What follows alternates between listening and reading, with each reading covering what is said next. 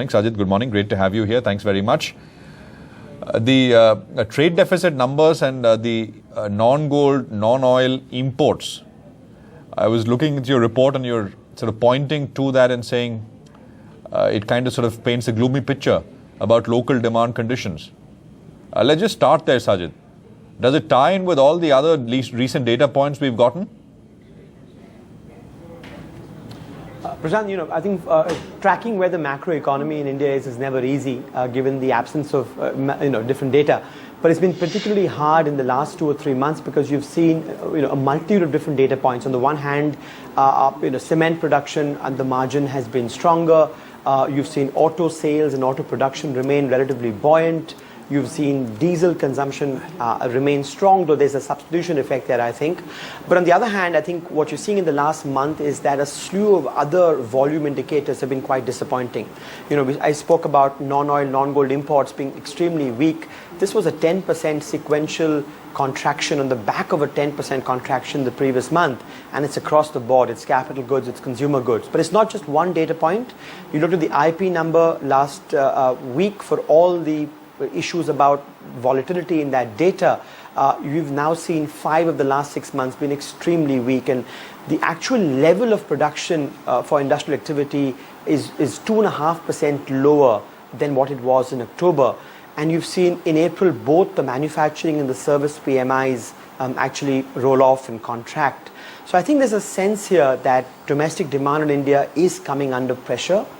We've had this conversation multiple times. At some level, this should not be a surprise. Much of the support for domestic demand last year came from, commodities collapsing, margins increasing, purchasing power for households increasing, and that helped overcome the drags that we saw from the drought. Now, as this commodity effect begins to normalize and purchasing power comes back to normal, it should not be a huge surprise for us that domestic demand in India begins to slow. So I think that is a thesis that we're working with this year. It's happening faster than we had thought, but in the next 3-4 quarters, I won't be surprised if growth in India begins to slow, just given what's happening in the global environment, and given that risk aversion in the banking system is going to remain relatively high given the quantum of impaired assets. So the key here is not to panic. This process will play itself out, and hopefully we'll lay the foundations for stronger growth in the future.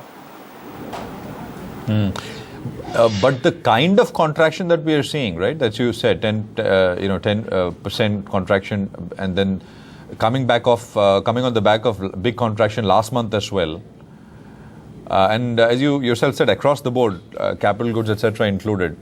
Is there any specific reason we can attribute it to? In the case of steel, for example, there are import restrictions. Is there anything else we can kind of sort of say, okay, this is the reason why we are seeing the slowdown? Or it's just broad-based lack of demand? I think that's the latter. I think I would not overread any one print, so it's possible next month the trade data looks a little better. I think it's looking at the totality of the most recent evidence, which is actual hard prints, IP, imports, of course, some survey data in the PMIs. And I think it reflects 2 parts. That one is just broad demand conditions have slowed. There's been some stabilization of exports. Rural demand we know is relatively weak.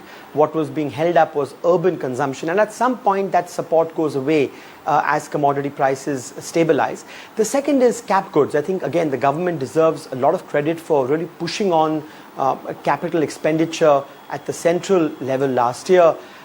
That may be coming to an end, because if you look at capital goods production in the IP data, it's almost like a tale of 2 halves, where in the first 6 months of the fiscal year, capex growth is running at, production growth running at 8 to 10%, driven in large part by what's happening at the center. The last 6 months, as some of that space gets eaten away, we know states have increased capex a little bit, but not too much. Capex production has come down. So this may be reflecting both facts, that the impetus to capex at the margin may be rolling off given other constraints on the fiscal, and you've got the urban consumption story at some point will roll off, and rural demand is weak. So this is pretty broad-based. But again, it's not something that we should panic about, just given where other emerging markets are. If India were to witness a modest slowdown in 2016-17, but accompanied by cleaning up bank balance sheets, making some progress on the bankruptcy law, making some progress on corporate deleveraging, that will not be a bad outcome because we'll be laying the foundations for stronger growth in subsequent years. Fair enough. I'll get to your thoughts on inflation, but did you mention, if slight slowdown is accompanied by cleanup as far as bank balance sheets go, it'll be good. The recent, some 12, 13 public sector banks have reported numbers so far, and far worse numbers compared to the last quarter.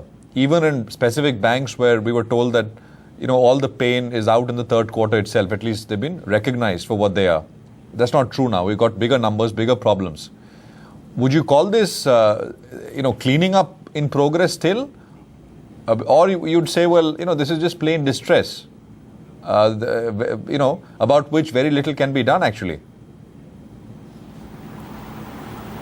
Well, I think, all of us believe that this is not given how long it took for these impaired assets to build up, it was never realistic to assume that this was going to be a 2 or 3 quarter problem.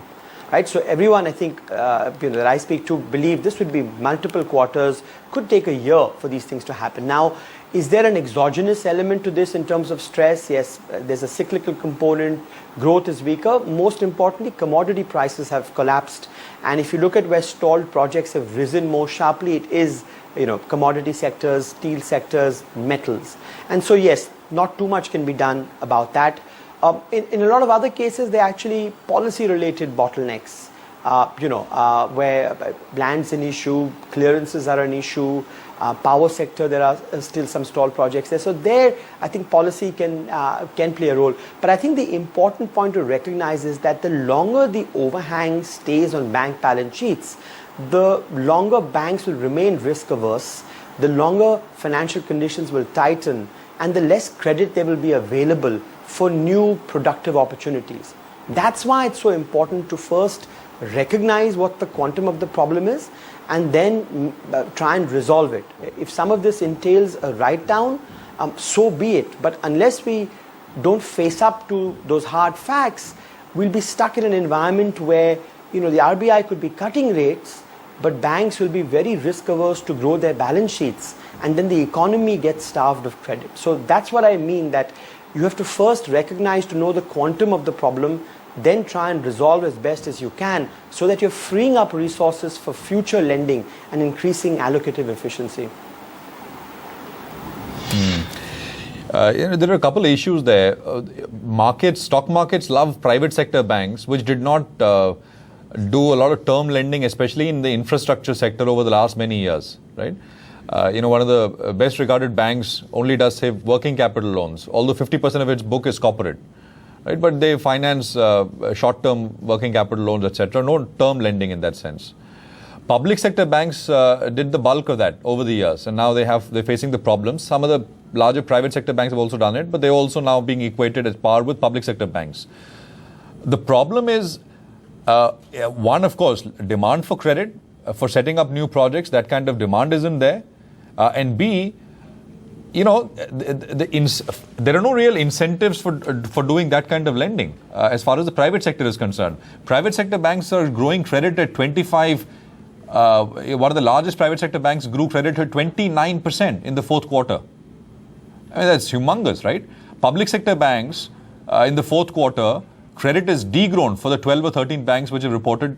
Credit is degrown by about 2 or 3% so far. We'll get more numbers, but so far it's actually degrowth. On the other hand, you have 25, 29% growth. But the lending mostly is all happening in the retail sector, personal loans, car loans, home loans, that kind of lending, not infrastructure led. So what is the solution really? But that's precisely my point, that the banks that are facing the greatest impaired assets have become extremely risk averse, and therefore they're degrowing credit, and that's why it's no surprise that real credit growth in the last 6-7 months has actually slowed very sharply. So the issue is to again resolve what's the source of the problem here. And the source of the problem is when you lend to industry at this point in time, there are very few incentives because there's a lot of corporate leverage. So until some of that deleveraging happens on corporate balance sheets, banks will not be incentivized to make more loans to those borrowers, number one. Number two, actual projects on the ground still face some implementation bottlenecks. And that's what's hurting operating cash flows and making your debt to equity position worse and making it harder to service these loans. So therefore you require a two-pronged approach here, which the government, to its credit, has recognized, that push away on trying to actually alleviate the actual implementation bottleneck on the ground. Why is the project stuck? What can it be done to make it operational? What can be done to restore economic value? Because many of these are actually hard assets on the ground, which we should try and preserve as much value as we can. And the second is, how do you facilitate the corporate deleveraging so that corporate balance sheets and infrastructure can actually reach a point where banks will want to lend to them again. That is the source of the problem. What you're seeing in terms of NPAs is simply a symptom of those sources. So I think that's what we have to address, and I think that's where, for example, a bankruptcy law, which will take time to implement, becomes so important, because going forward, what you try and do is create a modern framework that at least tries quickly to preserve the underlying economic value of the asset and reduce the overhang on the lender's balance sheets. I didn't see a note from you on the bankruptcy bill, a clearing. Is that, have you today, looked at it the in note's detail? coming out today. What it can do? Sorry. Yeah. No, the note's coming out today. I think it's an excellent framework, because it's a brand new ecosystem. I think it does a couple of things. First is that it redresses the balance between lenders and borrowers. It had gone too much in the case of borrowers, so there are lots of checks and balances here where lenders will have more rights. The bankruptcy process can be triggered by any number of lenders. Number two, it disincentivizes delay at every point in the process. So hopefully we'll get much faster resolution once this is in place. But I think let's be realistic, this will take time to implement, because there are a whole host of new administrative structures, insolvency professionals, utilities that share information, a new regulator, tribunals that adjudicate these cases. So all of that infrastructure has to come into place. You need to create this ecosystem, which could take time. The good news is, Parliament has approved it. The government's now committed to implementing this in a time-bound fashion. But I think when in place, this could be, India will have one of the most modern bankruptcy laws in the world. And I think that's very good for efficient allocation of capital, because only when you facilitate exit will you get more entry. Since we're talking about things passing the Parliament, I just wanted your thoughts on the GST as well. When you talk to your clients, I mean, that's maybe the most discussed piece of reform legislation or whatever over the years since this government has taken charge. Are people still hopeful something will get done? Because people I speak to here, they kind of sort of they just shrug it off and say, well, it happens, it's good. It doesn't happen, we'll see. It's nobody is really focused on it too much, one way or the other. I think the key is here, reform in India just takes time. Outside of a crisis period, the fact is legislative reform in particular just takes time. It took us 10 years before FDI and insurance, for example, was passed. And I think, mature, savvy investors who track India closely, who understand the nuances and the complexities of reform and the political process, just are willing to be patient. They don't think that that's going to be a panacea, that you have a GST and suddenly GDP growth picks up. It's great to have, because it again improves allocative efficiency, reduces transaction costs, reduces touch points with authorities. Will hopefully will result in more revenue buoyancy. But that's a 3-5 year process. So I think people are now says there's very little philosophical difference on the GST between both parties. This will eventually happen, and that will be good for the economy. I think that's the attitude that most people have. I think in the near term, they're more fixated on things like the banking system, which they think have a more material impact on growth. Can we get, these projects? Can the government keep chipping away at reducing these projects? Can we get the bankruptcy law going pretty quickly? Can we, hold our nerve and wait for these loans, NPAs and banks to resolve? Those are the near-term constraints on growth that people identify in India.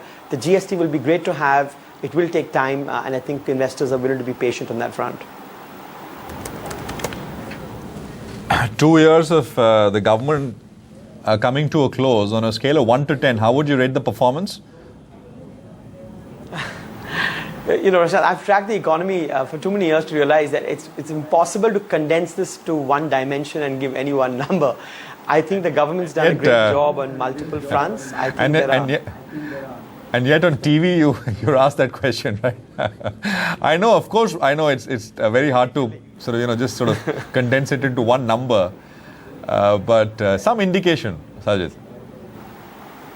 Well, I just think there are many areas in which the government has exceeded expectations, right? So if you look at what's happened, for example, in FDI, a lot of positive surprises. The government wants FDI across the board. They want the capital, they want the technology transfer. That's very positive. Look at natural resources, allocation. That has certainly improved at the margin. And you're seeing a little bit, if you drill down into stalled projects, in some of these areas, you are seeing stalled projects coming off. Thrust on capex. Yes, the government's hands are tied given the fiscal targets, which are important to maintain in this environment. But at least the heart is in the right place in trying to increase capex. So I think there are, in food inflation. Think about this. We've had 2 back-to-back droughts, and food inflation has gone from 11% to 6%. That's quite remarkable, and that's allowed the RBI to cut interest rates.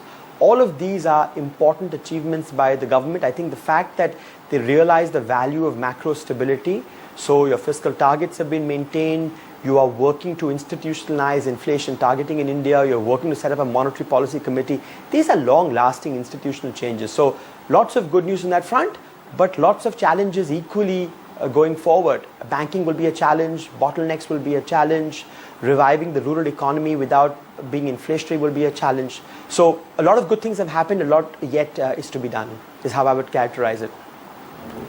The only one thing which is the agri-rural side, right, where the government has reclassified a lot of spending, which basically optically makes it look higher, but it's kind of failed to revive incomes and essentially the rural sector essentially. I mean, it's also a function of failed monsoons, etc. Do you see a shift in terms of government policies towards that end, the remaining term? I think we need a shift, but I think we need to be careful what kind of shift we're hoping for. The terms of trade between the rural and urban economy have changed in the last 2-3 years because food inflation has come off so sharply. And, because you've had fiscal constraints, some of the spending to the rural economy has naturally had to be constrained. MSPs correctly have been maintained at lower rates. And then you've had 2 back-to-back droughts. So it should be no surprise that both the cyclical and the structural factors have combined to dampen rural purchasing power, and that's a concern. But it's very important that we don't make the mistakes of the past. What you don't want here is trying to reflate the rural economy through sheer consumption by raising minimum support prices, by more expenditure in the rural economy that's going to boost consumption. What you want is investment. So to the extent that the government's very focused on rural irrigation, that's very positive. To the extent that they're focused on rural roads, that's very positive. Those are the things you want to do, because once you can bring that investment to the rural economy, whether it's irrigation, whether it's power, whether it's roads and connectivity, they say supply creates its own demand. That will then have a knock-on effect on asset prices in the rural economy and boost purchasing power. So this is a harder way to do it, but I think it's the non-inflationary way to do it, and therefore that will take time. So my hope is the government keeps chipping away on these supply side issues in the rural economy. Again, some important strides in the last budget to have a e-platform for a national agricultural market is important. FDI and various parts of the food chain is important. Let's be patient and let's keep our fingers crossed that the monsoon is normal, so at least you get some cyclical lift this year. That should bring some relief to the rural economy. Just one last question on inflation. We got the WPI numbers finally turning positive yesterday, so I guess good for pricing power, etc. But the reason why it went positive was food products, right? We had the CPI also surprising in a way positively. What's your sense? I mean, any implications of that on interest rates? I think this is going to be a tricky one going forward. The 2 parts here. There's food, there is oil and commodities, and 3 parts, and then there's pricing part that drives core inflation. Food prices have gone up. Some of this is seasonal, some of it is not, like sugar and pulses. And the hope is that even if you get a normal monsoon, global food prices are contained. Hopefully, these food price pressures are temporary. Now, to be fair, there's no real direct correlation between the strength of the monsoon and food inflation typically. But coming on the back of 2 droughts, the hope is a normal monsoon, at least for some food groups, will have a depressive impact on prices. So I think the first thing to note is if we get a normal monsoon, the RBI may take more comfort on the trajectory of food inflation going forward. I think an equal risk here is oil. Since the last policy review, oil prices are up almost 25%. They're inching up every day. And that becomes a negative supply shock to India, which is that, it will hurt margins, hurt activity, and also boost up inflation. So the irony is, last year we got a positive supply shock from oil and a negative supply shock from a drought. This year, the opposite may happen, where you may get a positive supply shock from above normal monsoon, but a negative supply shock from oil. So lots of things to watch out for. We still don't rule out one more rate cut, perhaps at the August review. I think at that point, if oil prices are contained, if CPI is trending back towards 5%, if the monsoon has made a good start, and I think spatial distribution actually is as important as the quantum of the monsoon, one more rate cut may be possible, but it's too premature to jump ahead and see what's going to happen 3 months from now. Keep our eye on oil and commodities, keep our eye on the monsoon.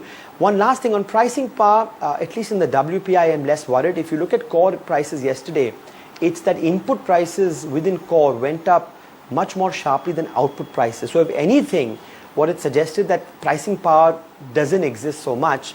And therefore, we began the conversation with the story on margins, which have driven earnings. And that's been the worry all along, that if input prices around the world go up, demand in India is still weak, corporates may still not have adequate pricing power, and so margins could come a little bit of pressure later in the year. All right, Sajjid, thanks very much. Great speaking with you as always. Appreciate you coming on with that perspective. Thank you indeed.